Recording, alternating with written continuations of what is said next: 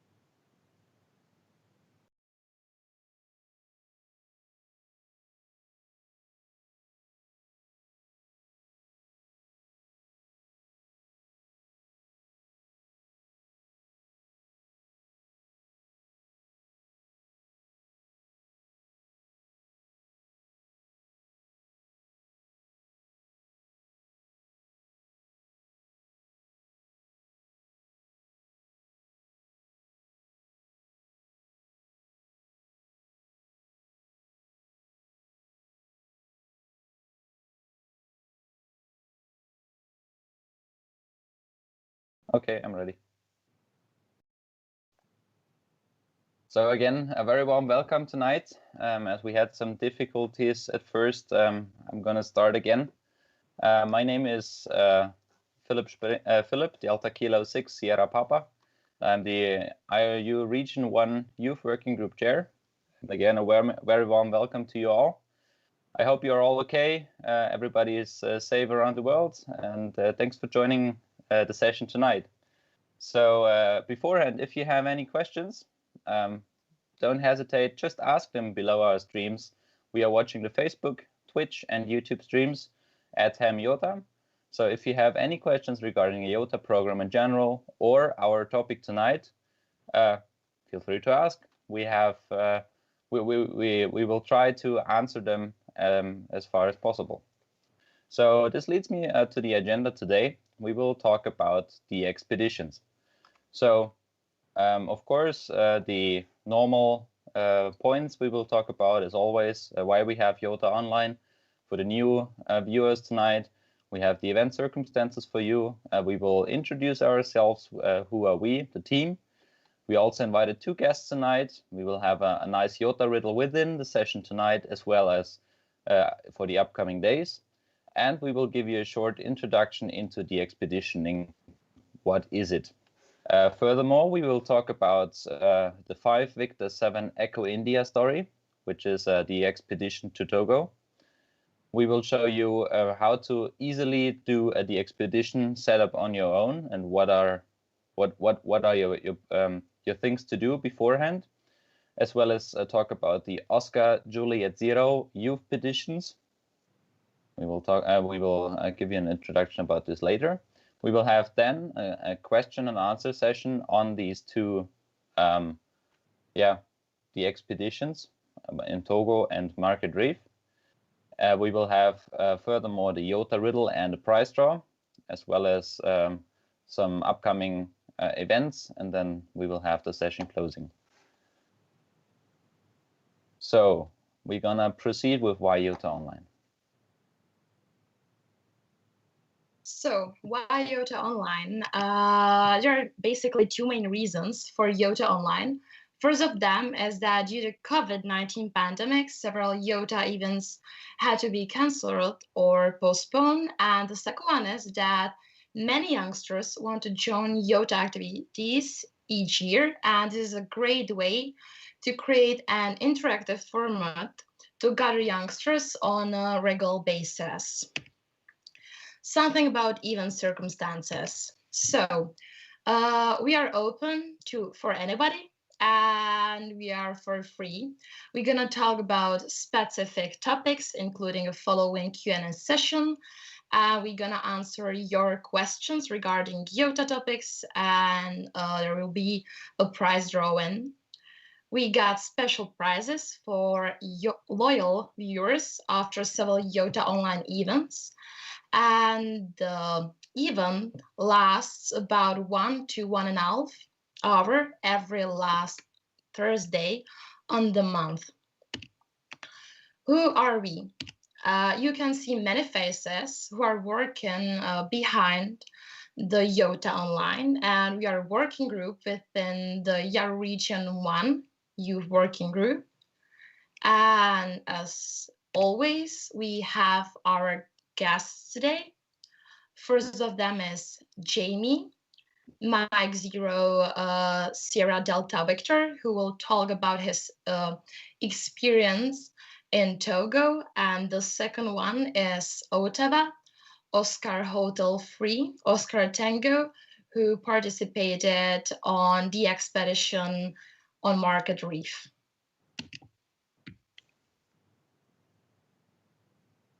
Yeah, now it's time for the riddle again, or let's say the explanation of the riddle.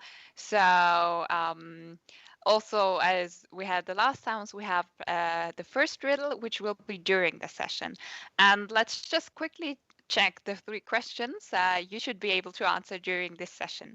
So the first one is, in which mode were the most QSO made with 5 Victor 7 Echo India? So Jamie will talk about the expedition, and we want to know the mode where they made the most QSOs. The second question is, how old was the youngest operator at the Market Youth Petition? So Ottawa will tell us more about that later, and he will also answer this question. And then the third question is, how, like if you want to go on a de-expedition, and a simple and easy one, how can you maybe replace a mast? So if you want to make this easy and simple, the expedition, which alternative can you use if you can't take a mast with you? Philip will provide you a nice information here. And just as a quick explanation how this is working, so you have the Google Sheet, you can either use the QR code you can see here, or also the link we will provide in the chat. And you just answer all of these 3 questions, and you see a blue, a green, and an orange one, and you just paste all those answers together, and in the end you will get one solution, call sign kind of, and this is the answer which you should fill in riddle 1. And then you can fill in your name and your email address, and you can just send that. You don't have to fill in riddle 2 yet. We will look at riddle 2 later on, and this is something you should also do after the session. So right now, just care about riddle 1 and fill in your name and your email. And yeah, of course, you can also win some nice prizes. And yeah, I'm looking forward to who will be the lucky winner today. But also remember that if you have any questions, just ask the questions in the chat, and we will try to answer them later on. And yeah, now let's hand over, I think, to Martina back with a short introduction on what actually is the expeditioning. Yeah, so an introduction to the expedition, and let me just shortly tell you what it is, the expedition. So a de-expedition is an expedition to what is considered an toxic, exotic place by amateur radio operators and DX listeners, perhaps because of its remoteness, access restriction, or simply because there are very few radio amateurs active from that place. This could be an island, a country, or even a particular spot on a geographical grid. What DX is? DX is telegraphic shorthand for a distance or distance. And yeah, again, if you have any questions, just feel free to write them down in the comments.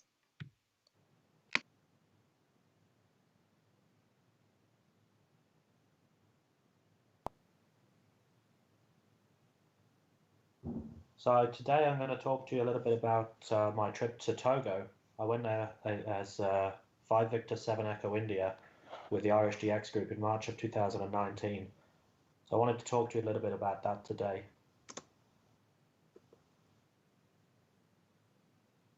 So first of all, I wanted to start off with, where is Togo? Not many people have heard of Togo, and especially when I talk to some friends, they don't seem to know anything about the country. So we'll start with, where is it? Togo is located in West Africa, just north of the equator, and it sits between Ghana and Benin. Ghana is to the east, not to the east. Ghana is to the west, and Benin is to the east. And it's currently sat at 129 in the DXCC Most Wanted list. But when we activated in 2019, it was around about 113 in the Most Wanted list. So just to quickly introduce you to the team, we took a lot of operators, mostly from Ireland, as it was the Irish DX group. We'll start off with the team leader, Dave, EI9FBB. He is most commonly known for his participation in the IOTA program. He's done a lot of DXpeditions to many islands around the world and operated from a lot of rare DXCC locations also. And the co-leader was Jeremy, EI5GM. He's also similar to Dave. He's been known to do a lot of IOTA DXpeditions. He's been on some very interesting top sort of 20 DXpeditions as well, including some super interesting locations, even going on the Braveheart once, I believe. The rest of the team also from Ireland, we have Tas, EI2JD, Pat, EI9HX, Enda, EI2II, Declan, EI9HQ. Next we have Gabby, Yankee Oscar 8 Whiskey Whiskey. He's our only Romanian operator to come with us for the trip. We have Haya, DJ9RR, Niall, EI4CF, Norbert, DJ7JC, Alan, F5JTV, Jim, EI4AH, and the last two, Alan, F8FUA, and me, M0SDV. So what was my participation in this event? Well, I've always been interested in chasing DX, and I've been lucky enough to work a lot of DX in the time that I've been on the radio. And I was looking to try and expand and try and get involved more directly with the DXpeditions and hope to see more of the world. So one year I remember at the RSGB convention in the UK, I was speaking with the team leaders Dave, EI9FBB, and Jeremy, who I knew were big DXpeditioners, and I knew that they could point me in the right direction. So I spoke to them and I told them that I was interested in DXpeditioning, and we got talking quite a lot about what kind of DXpeditions I wanted to do, whether I wanted to do IOTAs around the UK or whether I wanted to travel further. And I just generally got my interest across to them, so they knew that I was a potential team member for the future. And I didn't really speak about it much for quite a while, but I think it was around about November or December of 2018. I was sat in college and I had a phone call from the DXpedition leader, EI9FBB, Dave, who said that there'd been a new opening on the team and that they wanted to invite me to participate. Of course, this was my first DXpedition, so it's there's a lot of things to be looked into, especially when traveling to Africa, to make sure all health insurance is up to date, all vaccinations are ready, and that I am in a position where I can have the time to go for 2 weeks away to do radio. But luckily, this was not too difficult to arrange. My work was very accommodating, and also the college that I was with at the time allowed me to take the time off to go after I explained that this is the first time I would be able to go on a trip like this. So this was my first team DXpedition, not the first time I've operated outside of my country, outside of the UK. I have done other operations in the world before, just traveling with friends, but this was the first time I was invited on a real team, and it was a really good feeling to be able to be part of something bigger, something that had been developed over a time, and something that I could see, so I could learn how things are done on a large scale. And of course, it was also my first time in Africa. And Africa is quite an interesting continent, and it's something you have to prepare to go to. So it was a lot to bear in mind when making my initial plans. And of course, I was the youngest team member. I was only 18 at the time of going on the DXpedition. So it was my first time on a DXpedition, and I was the youngest team member, which was something that got noticed by a lot of people. So we'll talk about traveling to Togo. Togo is very easy to get to. The transport part is probably one of the easiest parts of the entire DXpedition to Togo. It's what we call a fly-in, fly-out DXpedition. So we got on a plane in Charles de Gaulle, Paris, and we fly to Lomé, and that goes via Niamey in Niger. So it's a very simple flight, very straightforward, and it gives us plenty of opportunity to be able to take equipment on the plane and make sure we can have a good station. The team met in Paris with the equipment. Most of the team from Ireland met all of us other operators from around the world in Paris. They brought the equipment, and then we divided it among the team. In total, I think we had about 500 kilograms of equipment, which, as you can see from the picture, is quite a lot. It doesn't look like much in the picture, but as far as weight goes, when you have many antennas, radios, power supplies, amplifiers, as well as laptops and everything else, it starts to add up. And it gets to a point that when we are taking our own personal luggage, we only had about 13 kilograms of luggage for our personal clothing and other bits and pieces that we have to take for ourselves. So traveling is interesting, and you have to really learn to fly light and travel light if you want to get the necessary equipment to operate. A little bit about the stations. So we ran a few stations. All of them were ICOM IC7300 transceivers. We had 2 CW stations, 1 SSB station, and 1 mixed mode station, where we were able to operate on all bands and make a lot of good QSOs. The antennas for the CW stations was vertical dipoles. We had these on spider beam poles from 40 meters to 10 meters. And as you can see from the picture, these were lined up along the beach, right on the coast. So we have a clear takeoff to the south, but they work very well in all directions. We also had 2 hex beams. These were used on the SSB station and the mixed mode station. And for the low bands, we had 160 meter and 80 meter inverted L. This had a coil, so it was able to be used on both bands, but unfortunately not at the same time. So we could only be QRV on either 160 or 80 at any one time. And there was a receive antenna, which was a switchable loop, which was brought by one of the German team members who came with us, brought this receive antenna, as he is very keen on 160 and knew that we would have some trouble listening on that band. So we go back to the antennas again. Like I said before, vertical dipoles lined up along the beach. Initially we had them on this fence, as you can see from one of the pictures, but this was too close to our accommodation, so we had to move them back towards the ocean to avoid any QRM.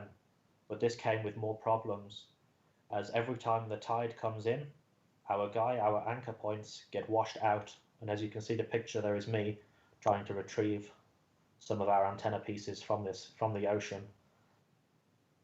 The hex beams were between 8 and 10 meters high, but luckily these were not so close to the ocean, so these were not in any danger.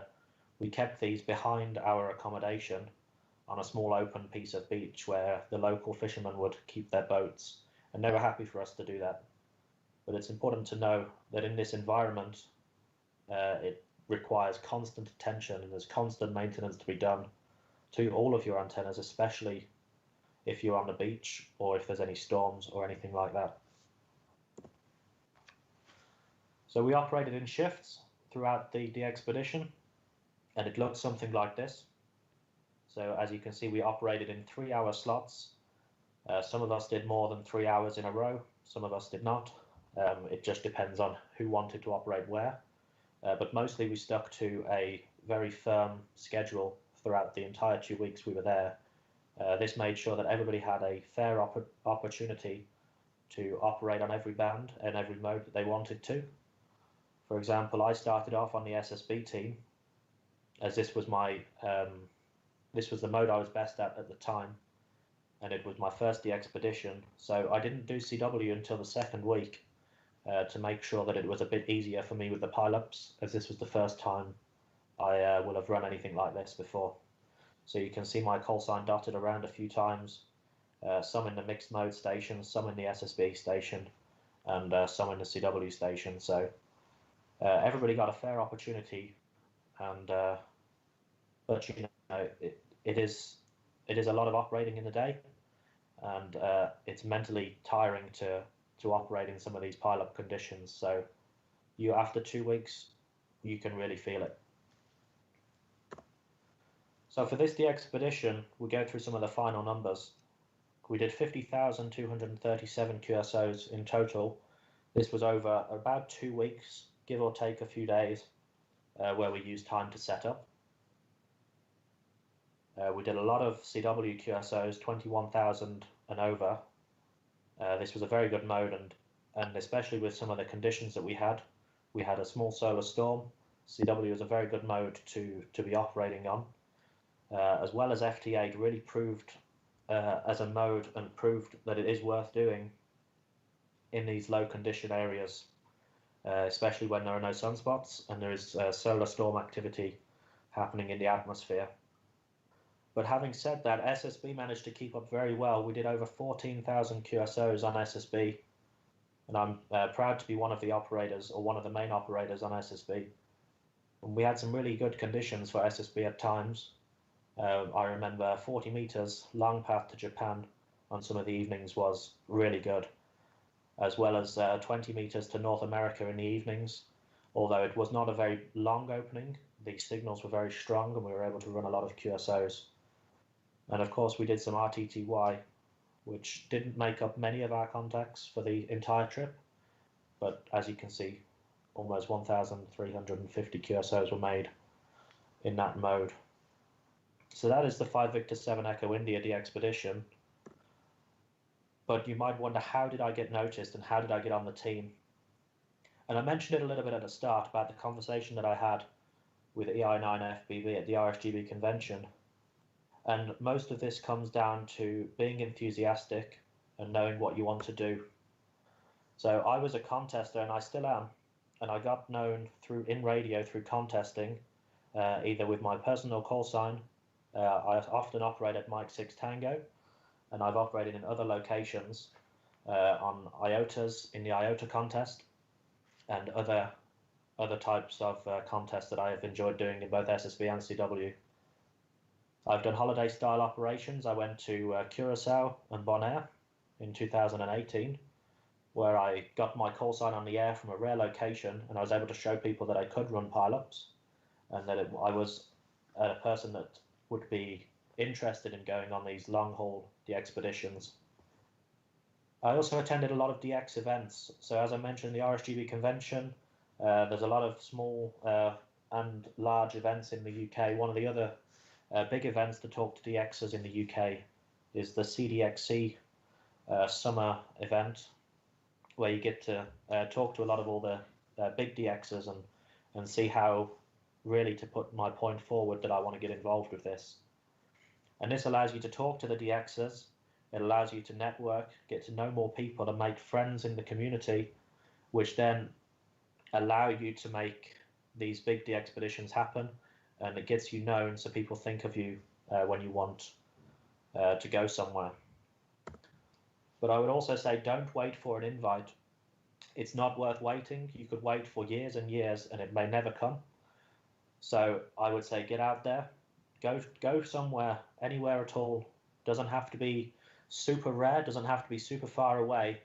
If you can get to any IOTAs, any European countries that are slightly more wanted than others, If you can go to contest stations, do your own operations. It doesn't have to be the biggest thing in the world. You don't need amplifiers, you don't need all the most complicated equipment, and it doesn't have to cost too much.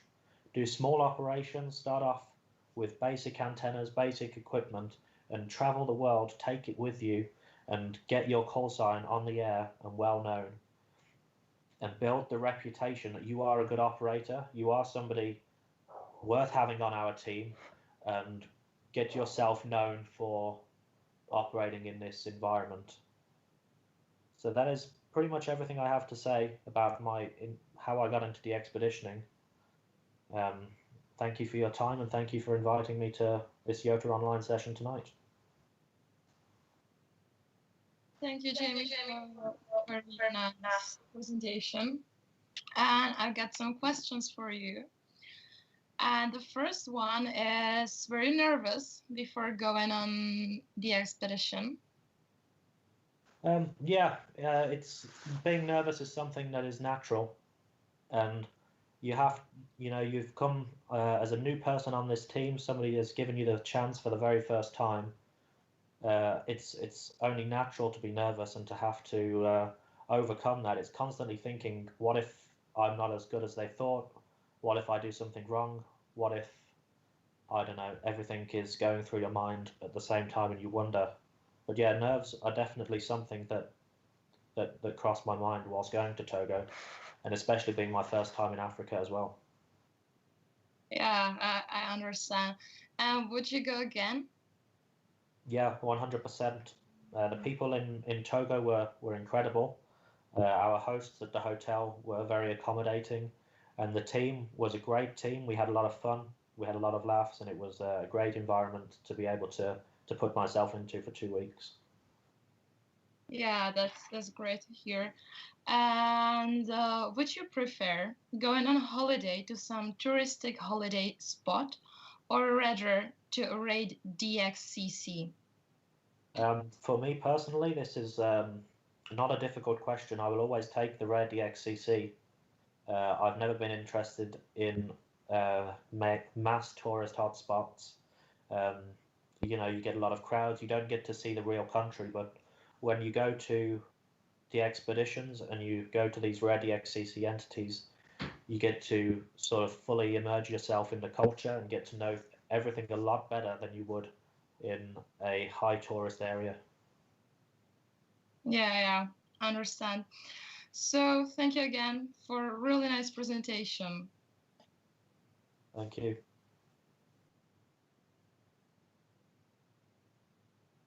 Okay, so as we heard, some interesting stuff from Jamie and from his team's the expedition to Togo in Africa.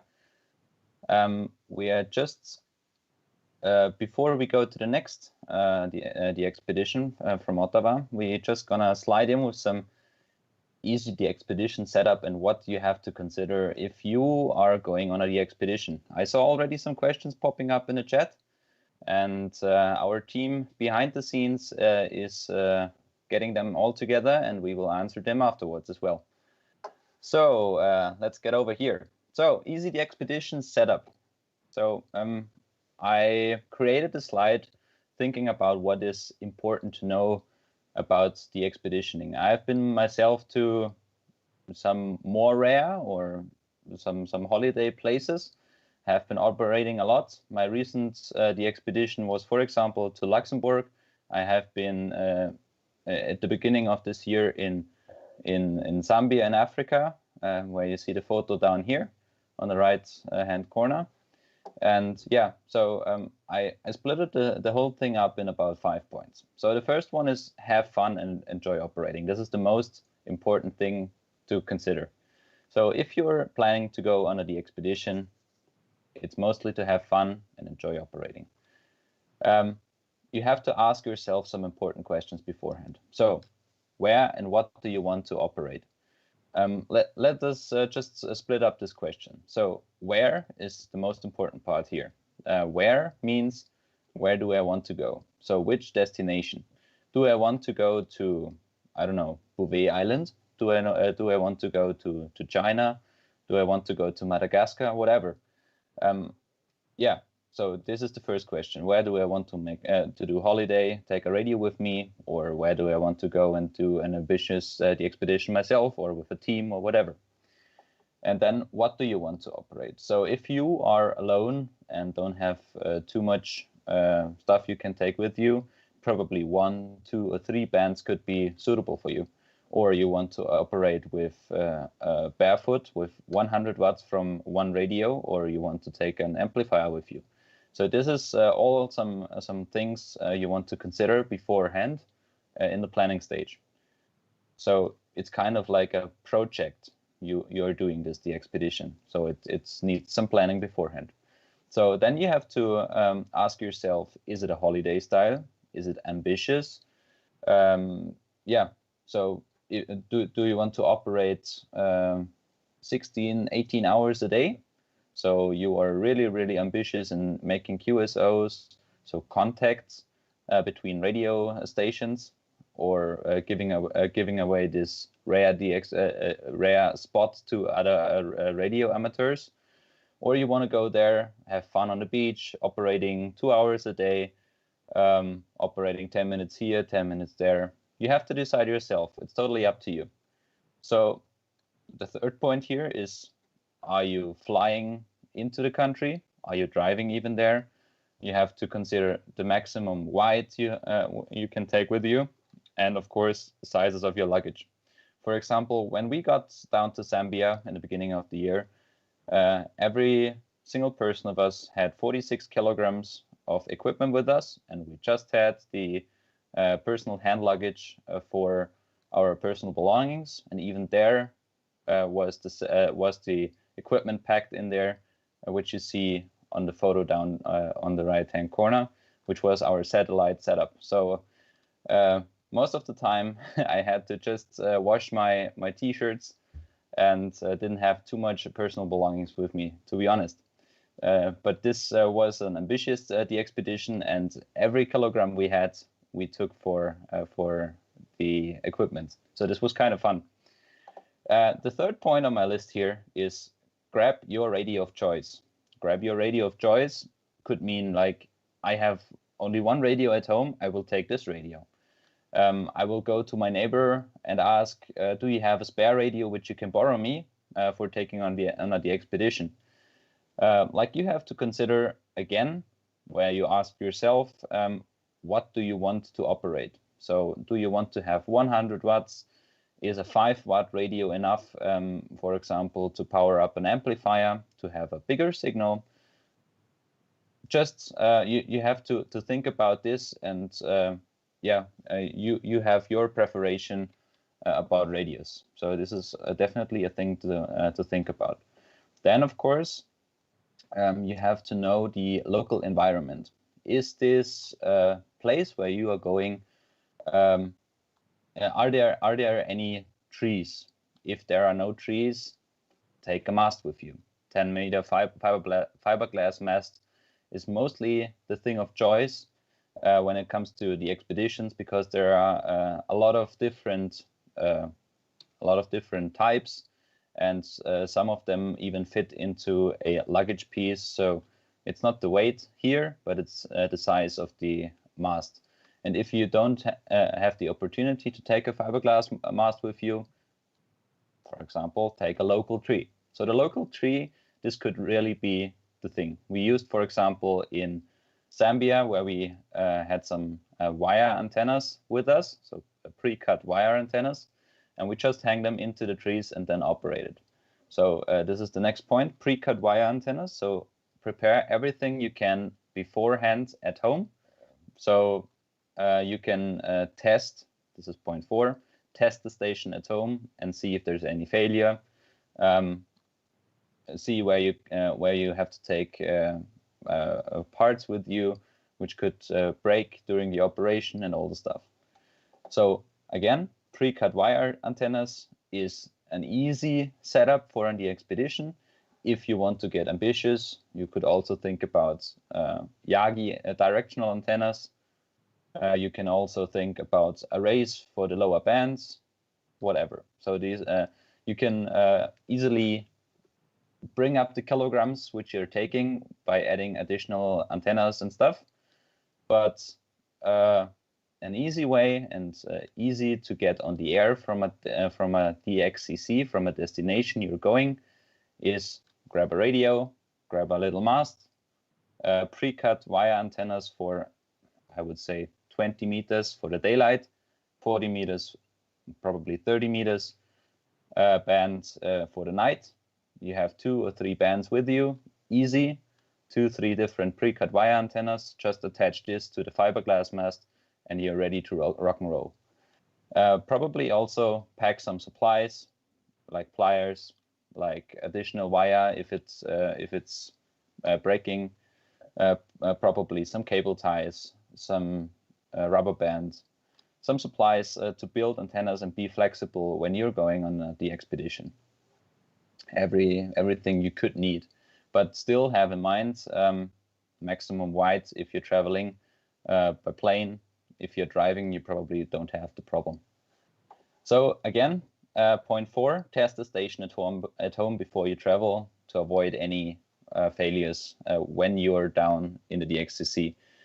Most of the time you have hardware stores nearby, but if you're going into rare locations or rarer locations, there's probably no hardware store, or on the islands there's nobody living there, and you have to ship in everything you have beforehand. So test at home what you need, and then you're again ready to rock and roll. Last point here is travel to your destination and have fun on the bands. So basically when you tested everything at home, you're just traveling, ship, boat, or drive there to your destination of choice and have fun on the bands. So probably there is also a list called Most Wanted DXCC list. Most Wanted DXCC lists. You can just type it into your browser and find it. The most actual list is on clublock.org, and there you can see where your destination is listed. So if you're going to a rare one, expect a lot of people calling you, because a lot of people like this country to be in their logbook and to work this and have a QSL card later on to have confirmed that they work the country. So what you can see here on the picture on the upper right corner is basically what we already built at YOTA camps, YOTA summer camps or YOTA sub-regional camps. So you have to see, for example, the antenna in the middle is a satellite antenna. If you want to operate satellites, take this antenna with you. On the right-hand side in the photo, you can see a pre-cut wire antenna for 20 meters, which we built in Austria 4 years ago. So this was for 20 meters. You just hang into the tree and you're ready to rock and roll. And we try to focus on these antenna projects during our camps to give you the opportunity to either go on a DXCC expedition. You can go to an island, which is the Island on the Air program, where you can give out the island number. You can go on World Flora and Fauna, the expeditions, going into the woods or special places where you can hand out numbers. You can go on Summits on the Air, the expeditions, which is going into the mountains and activate the mountain tops. And there are a lot of such programs where you can go on the expedition. So the expeditioning is not only going on a trip to a rare destination, but rather a rare destination within a program, because the XCC itself is a program where they state which country has which rank and so on.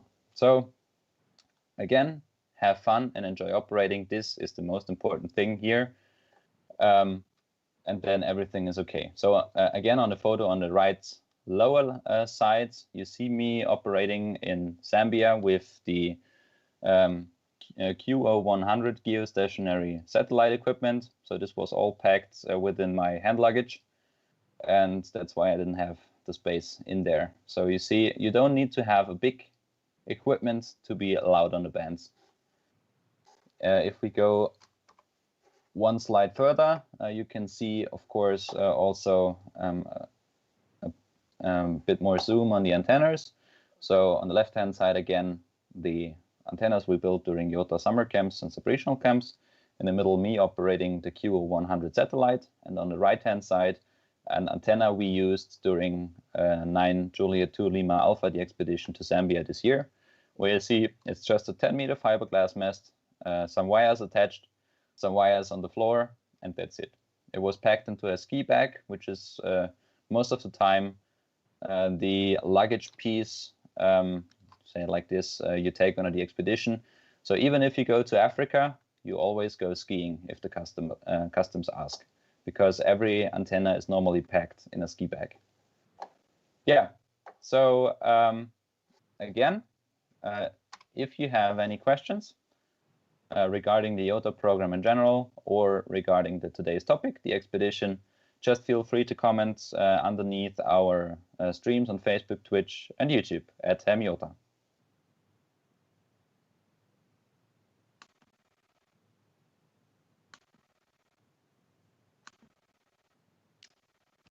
And next, we will be moving to the the expedition presentation we have today, which is about Oscar Juliet 0 Charlie, Market Reef Youth Expeditions. This expedition to Market Reef was really different from what Jamie's expedition to Togo was. So it's good to compare that there are really a lot of different types of the expeditions. As you can see first from the place, Market is literally in the middle of the ocean, and it's a little island or islet, scary, how do you want to call it, with the only building that there is on the islet is the lighthouse building itself.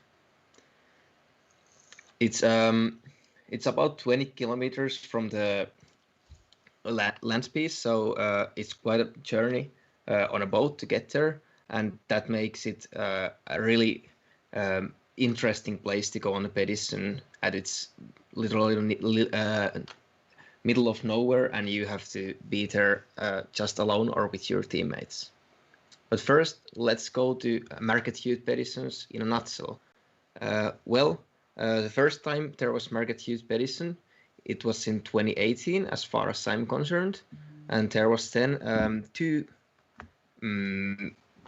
expeditions, youth expeditions with 3 people in each. In my opinion, what a Market Reef Youth Expedition is, it's an especially great opportunity for youngsters to operate from a really unique DXCC country, and especially learn about the expeditions, because Market Reef expeditions were mostly about learning to do the expeditions. You didn't have to be a really experienced the expeditioner before, but you would learn here like on the go or in the action. I have to say, for me, this was really a first touch to being on the expedition, and it was a really nice, especially a really nice experience with the place and everything else, and it gave a really good idea on what is the expedition. Next, let's go to where and what is Market Reef. You can see here the map. The red box there points where we're going next, but this is Northern Europe, if you didn't recognize, and we're going to between Finland and Sweden to the Baltic Sea, really near to the Åland Islands, Oscar Juliet 0. And now here, the red arrow points where the Market Reef is located on Gulf of Bothnia on Baltic Sea, between Åland Islands and Sweden. Now here, you can see from the scale that the islet itself is really small. It's about 3.3 hectares in size, and it's only 3 meters tall, which makes that you saw on the first picture that I saw you, that when the waves are coming from the north, which is the up from this picture, the waves actually go over the islet, and then you're really trapped there, and there is no way that you can escape from there, which makes it actually really like exciting to be there when you know that there is a chance that you can really escape them. It sounds scary, but it's at the same time really it's a feeling that you won't get before. Also, you can see that the border is shaped like a bow tie, and as far as I'm concerned, it's the only bow tie shaped border in the world. There is actually a little story about it, which starts with the lighthouse being built on 1885. It's a nearly 150-year-old lighthouse, which was built on 10 Russian or Finnish side, or was thought to be built on the Russian or Finnish side of the islet. But it took nearly 100 years to notice that the Finnish lighthouse was actually built on the Swedish side of the border, and that's why they decided to move the lighthouse to Finnish side and have an equal sized land piece to Sweden as well. And also the Margaret Reef is the smallest known islet, which is divided in half by 2 countries. And yes, I said before, Margaret Reef is located in Baltic Sea between Finland and Sweden. And the reef itself is mostly known because of its lighthouse, which is, as I said, built in 1885. And also the really hazardous weather conditions there make the place really unique. Currently, the Margaret Reef is ranked at 175th on the XCC Most Wanted list. This doesn't make it really go that high on the list. Togo, where Jamie was a little higher than this, but it's because main point is that Margaret Reef is usually on air to let's say 2 to 4 weeks a year, and there are people there on there are also people that are not hams in there on summer, spring, and autumn, which makes it a little easier place to reach, and there is actually a lot of amateur activity, mostly because there are active Finnish older hams who are experienced on going to market, have petitions, but also it's an interesting place for international teams to go on a petition. Next, I will show you a few pictures from market. These are really like to get the idea what the island in the middle of the sea is like. And then I have the picture of the border mark on the rocks to remind that it's indeed shared between Finland and Sweden. Let's talk about how to geographically go to market. We're in a short while getting to how can you go on a petition to market. But at first you have to have in our point we were all from Finland on this week. So we first took a ferry to Åland Islands and then a little boat that you can see on the picture on the right, and that to the market. The trip takes itself about 16 hours from Finland or Sweden, and of course more if you are traveling from elsewhere in the world. You cannot pack too much of stuff with you, as the boat where you have to go to market is really small. And the other vehicle that you can use to go on market is a helicopter, which has been used multiple times, but not too often because it's not only hard due to winds, but it's of course really expensive, and mostly the expedition teams to market doesn't have money to use a helicopter to land there, but there is a place for a helicopter to land on the market. And as I said before, nearest piece of land locates around 20 kilometers to the east from market, and that's the Åland Islands Oscar Hotel Zero. And actually, sometimes strong winds can delay leaving the islet for days, and that's why always you need to pack food for an extra week when you're going there. And the petitions there, if you're going through Finnish Lighthouse Society, as we did, it's always a week that you get to be there from Saturday to next Saturday. And even our departation from market got delayed for a couple of hours because of the strong winds, and that meant we missed our ferry back to continental Finland, which gave us an extra day at Åland Island. But then let's go back to the youth expedition teams. Mainly on week 2018, when I was part of the first week's expedition team to market, whereas the second team was international week with people from 3 different countries, including Finland. There are also a lot of international the expedition teams yearly on market. Youngest operators on the first week of 2018 summer were 15 years old, and oldest were 26, which make the age range of operators really young people compared to what usually can be on the expeditions. Like compared to Jamie's the expedition, there were a lot of old people with Jamie there, but with market, really the point was that we would be all young people there. And also, as I said, youth expedition teams also in summers 2019 and 2020.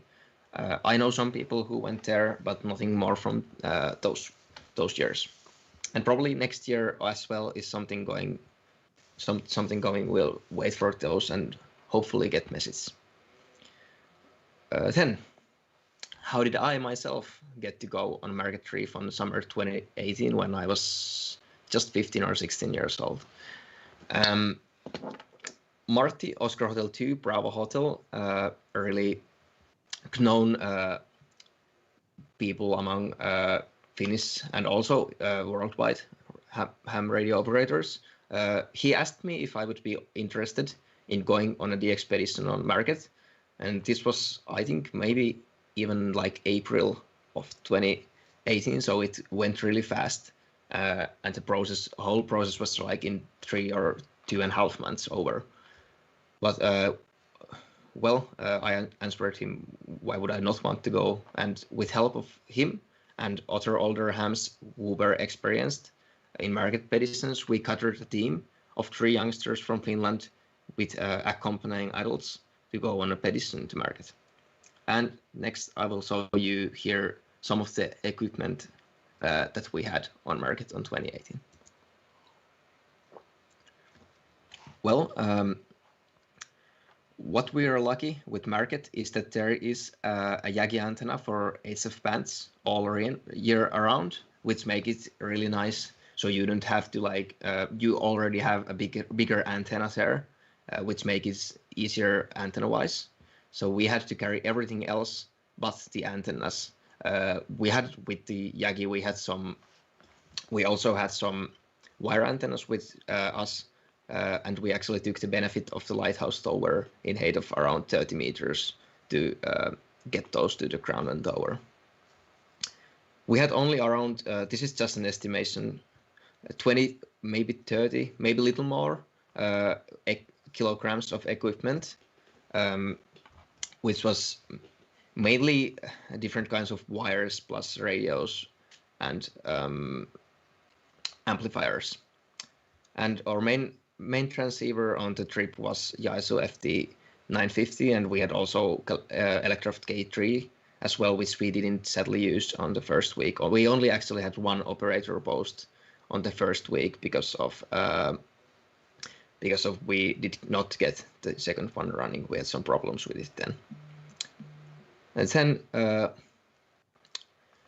one thing really compared to James expedition to Togo is that we had a lot less equipment and only 1 operator or 2 operator spots. But you can even do with less than this. As Philip showed you, you can really grab whatever you feel the need. You don't really you don't need a lot of different kind of antennas and a lot of power. You can do just fine with the basic 100 watts of power and wire antenna, and that's a good starting point. You have to start somewhere. You don't always have a possibility to go on a big expedition at first. And I have to say that the market itself, it wasn't a big expedition, but I will go back to that later, because the thing is that we had other things on the lighthouse to do as well as operating. But a little bit about the statistics before that. So the total QSO amount for 2 weeks was a little more than 20,000, and DXECs we had 137. We had covered most of the usual HF bands on SSB, CW, RTTY, and FT8s. FT8s was a relatively new mode back in 2018, and this was probably one of the first times the mode itself was operated from Market Reef. And that meant that we had, at least from Asia, we had a lot of stations who wanted to operate us on FT8s. If you're more interested about QSOs on Market, or haven't received the QSL card but want to know if you happen to work Oscar Juliet Zero Charlie back in 2018 or the past 2 years after this, you can always check the club log Oscar Juliet Zero Charlie. All the QSOs made from Market Reef are uploaded from there using the YOTA call sign. And well, as I said before, operating was not the only thing that we had to do on Market, because we were there because of Finnish Lighthouse Society. So we had to do like daily tasks such as guiding tourists, and also we had some free time because we had only one operator spot, so only one people could be operating at the time. So pretty much what we do was being in the most westernmost sauna in Finland. We actually did a video from Market Reef, which you can see on YOTA Finland's YouTube channel. A lot of photographing, fishing as well. We didn't get any fish, sadly. Would have been a nice dinner. And also reading books. It gives a really nice atmosphere for that. You can't believe it. And yeah, as I said, sauna on Market is the most westernmost of a total of 3.2 million saunas in Finland. And actually it's located just a few meters away from the Swedish side. So it's indeed westernmost. And also that's an old toilet, which it's not in use, but it's like 30 centimeters of concrete all the way over. So it was a really safe place. For me today, this was it. Thank you really much. If you have any questions relating to Market the expeditions in 2018, please feel free to ask now, or if there's anything yet written on the chat, which I don't see now. Thank you really much from me, and hope to see you later.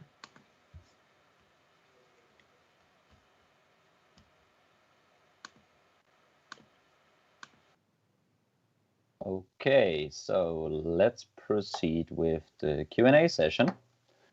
So if you have any questions regarding YOTA in general or today's topic, feel free, there's the page, feel free to comment now on Facebook, Twitch, and YouTube. Our IT team behind the scenes is taking care of getting the questions to here. And let's see, I'm asking, is there any question we have? Yep, we got some questions. Let me just quickly check. So one question was, is there like a place or a platform, something to apply for the expedition? Okay, so basically I don't know, and I don't believe so, that there's a platform where you can just write your name down and then go with the team. Most of the time, it's good to be networked amongst the expedition network. So it's probably good to go to conventions, speak to the expeditioners, and show them that you're really interested and you really want to go. Yeah, so basically that's the answer to this. Or of course, go yourself, pack your stuff and go to a country and operate from there, so you will be recognized. In my for Zambia, for example, Rune LA7THA from Norway gave me a call one day, and I was really shocked that he was on on the phone, and he invited me to come with the team to Zambia. So sometimes it happens just out of nowhere that you are invited when you get recognized by a team. But most of the time you have to be initiative yourself and contact teams that they are going, or just open up your own team and go to a place. As I said before, it doesn't have to be a rare place. Just have fun to be on the air. So any more questions? Okay, cool. Yeah, thank you. I think Martina has another question. Yeah, I got another one for you, and that's which skills are needed to go on the expedition? Okay, which skills are needed? So basically, we have to split this question up a bit. As we heard from Jamie and Ottawa tonight, they both got somehow recognized for their operating skills. So they have been quite active on the bands when they were selected to be part of the team, and shown their SSB, so phone mode skills or Morse code skills. So they have been recognized. But normally, it's also always good to be technically interested to build stations. And once you get on the expedition, you get into the mood of it, and then it doesn't need to be always the radio skills to be invited. There's also guys who are really good at handling stuff with the local authorities, getting a license, getting a power generator down there on the markets, cooking for the team. And there are so many different aspects to be having in your head. So it's always good to apply at a team and see what their response is, because the worst thing they can say is no. And I would shoot my shot there. Just try it. Okay, yeah, that's true. Just give it a try. And if we want to do an own expedition or something that way, how to actually get the call sign for the expedition? Okay, so of course, if you go to the expedition, you should beforehand look up what license you need in the country to be legally on air. So basically, in a lot of countries, there's a CEPT agreement. Most of our licenses are CEPT approved. So CEPT means that you can go to the country and operate with their prefix in front or in back of your call sign with a stroke in it. So for example, if I go to Croatia, I could operate as 9 Alpha, which is the country code for Croatia, 9 Alpha stroke Delta Kilo 6 Sierra Papa. So I'm operating with my German call sign from Croatia, for example, if I go to any island there or whatever.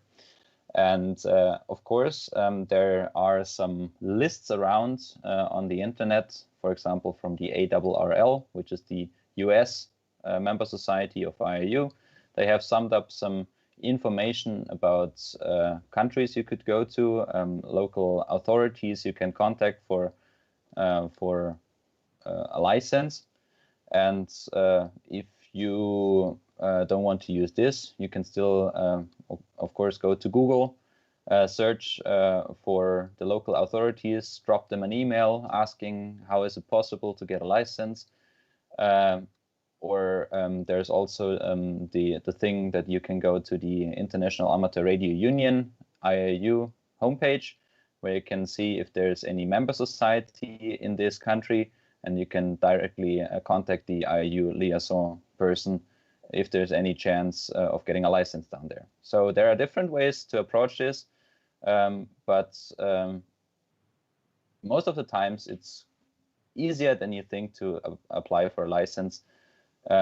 Most of the times it's harder to get equipment into a country because of some customs and things like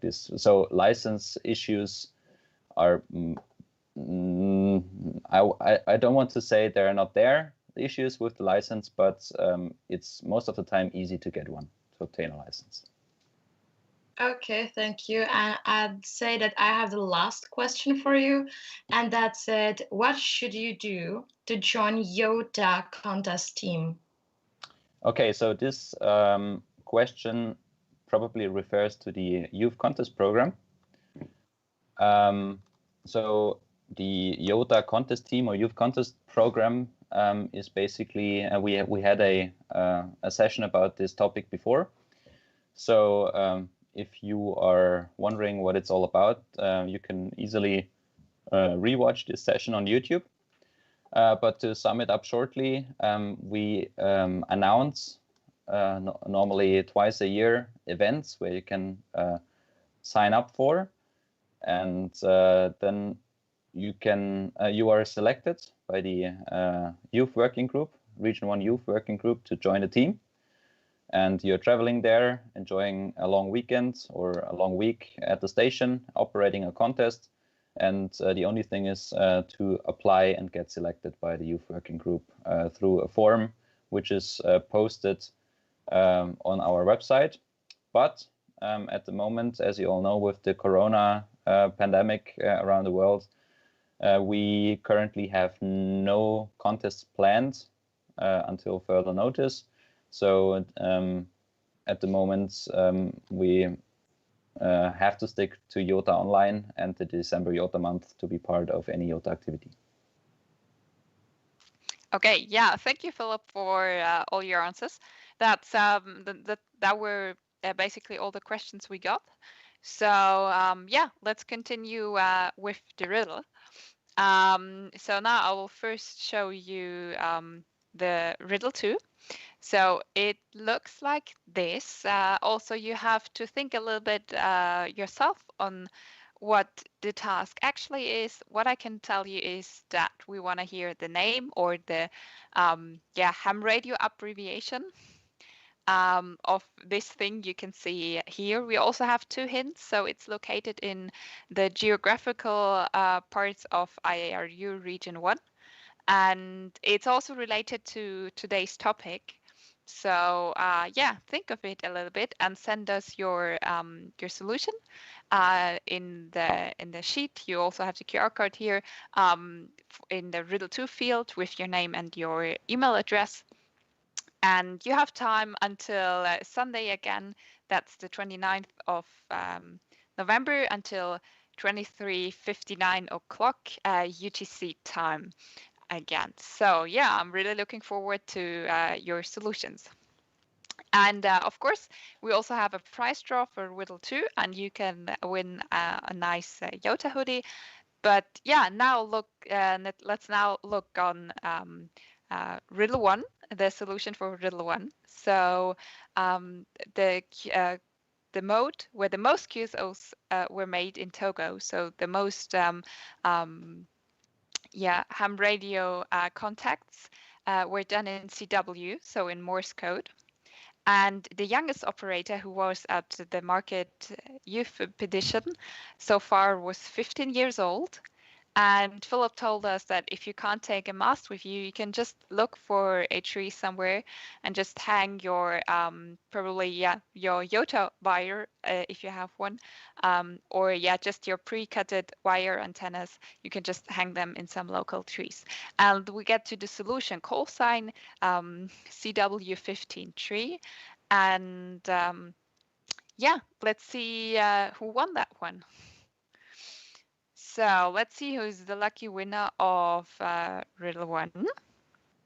Let me check here. It's Gustav, Sierra Alpha 7, Golf Golf Oscar. So congratulations to you. We're going to send an email to you and get in contact with you such that you will receive your t-shirt. You can already check the shop if you want to.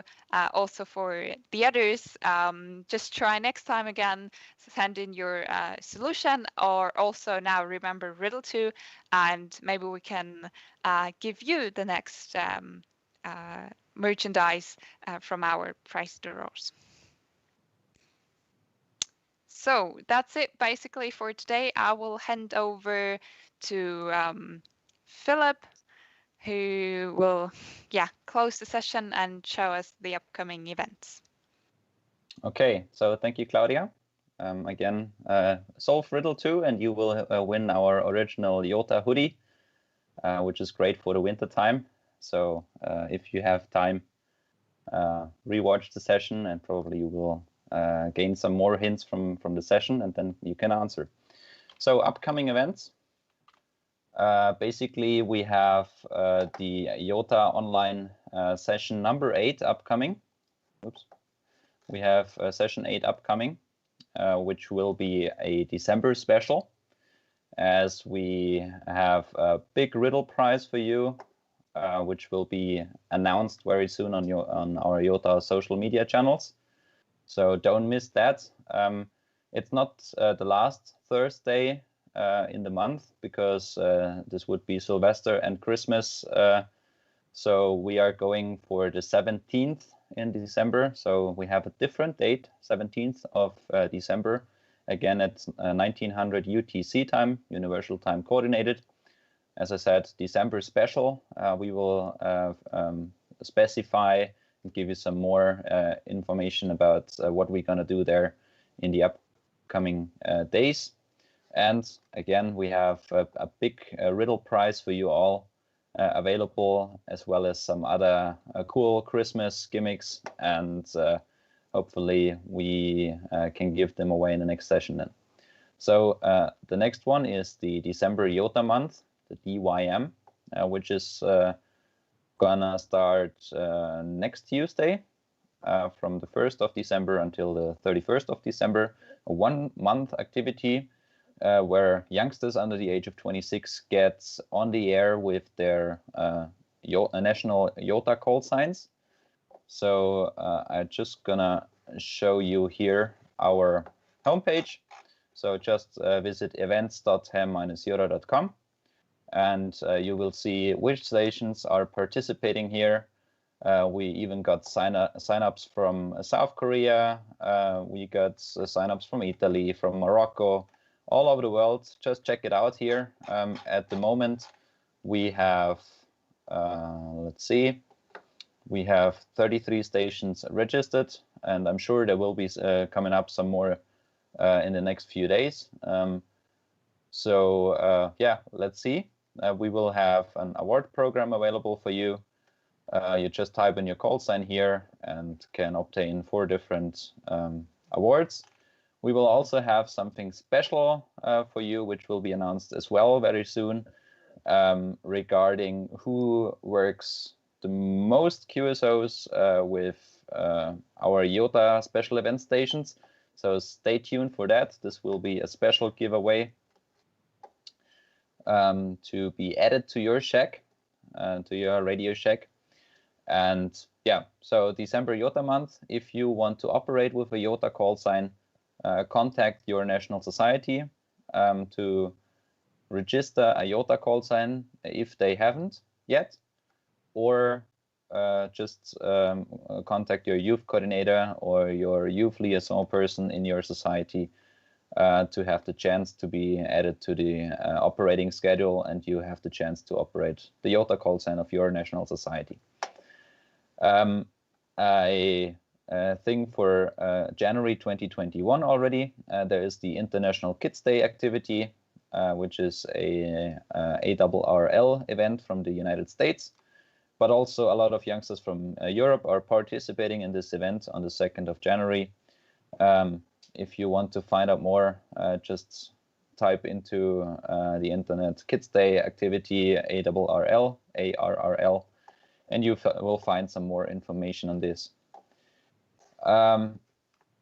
Yeah, so December YOTA month, again, check out our events.ham-yota.com, and you will be updated with all information you will need for that. So we are already closing the session now. So thank you all for being part of this session number 7 tonight. want to thank you, and please follow all our profiles on social media to be updated on all what we do. We would also appreciate your feedback on this YOTA online sessions by either direct message or via email to pr@ham-yota.com, so we can improve the show. I have one more thing for you. So we are currently doing the first TikTok and Instagram Reels videos. So as you can see here, either click here on Reels on our Instagram page, so you can also watch the TikTok videos on our Instagram channel, or directly go to our TikTok account @HamYOTA and find out what we have as content there. There will be coming some more videos during the next time. We have a lot of ideas and hope we can be acknowledged there as well. If you don't mind, give us a follow. You see, we have just started the account. If you are on TikTok, please follow us. Also, on every other social media channel, we would really appreciate that to gain more reach through that. So again, many thanks for joining session 7 tonight. We have been speaking about the expeditions. Solve Riddle 2 within the next few days, and you have the chance to win a hoodie. And watch our social media channels for any updates, and stay safe around the world. Thanks for joining, and have a nice evening. Thanks on behalf of the YOTA Online team, and 73's greetings, and have a nice evening. Bye-bye.